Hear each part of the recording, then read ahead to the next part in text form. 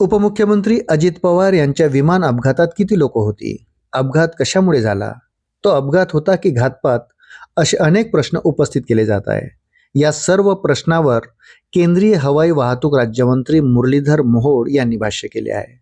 अजितदादासोबत विमानात किती लोक होती हे चौकशीतून समोर येईल.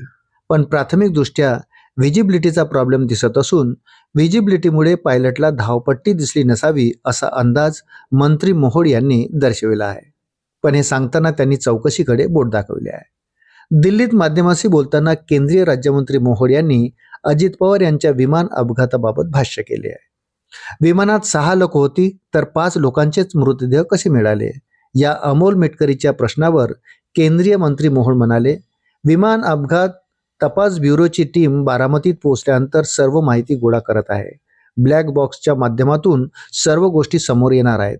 चौकशी समितीचा अहवाल आल्यानंतर आपण निकषापर्यंत पोहोचू शकतो. अजितदादासोबत विमानात किती प्रवासी होते हे चौकशी समितीतून निष्पन्न होईल. प्रवाशांची यादीबाबत मुरलीधर मोहोळ यांनी थेट AAIB हवाई वाहतूक मंत्रालय यांचा बारामती विमानतळाशी थेट संबंध नव्हता. एक एव्हिएशन क्लब तो विमानतळ चालवत होता. गेली 10 ते 15 वर्षापासून बारामतीची एअर ट्रिप वापरत होती. ज्येष्ठ नेते शरद पवार, उपमुख्यमंत्री अजितदादा हे अनेक वेळा या धावपट्टीवर उतरले आहेत. येथून टेक ऑफ केलेला आहे. हजारो लोक तिथून आलेली आहेत, गेलेली आहेत. पण झालेला प्रकार अत्यंत दुर्दैवी आहेत असेही केंद्रीय मंत्र्यांनी स्पष्ट केलं.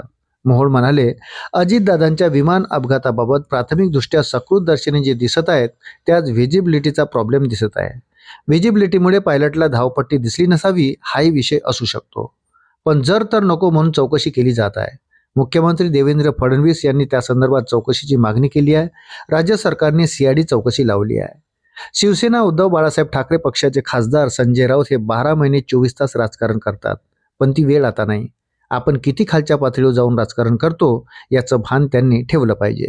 संपूर्ण महाराष्ट्र दुःखात आहे. एक कर्तृत्ववान नेता उपमुख्यमंत्री आपल्यातून गेला आहे.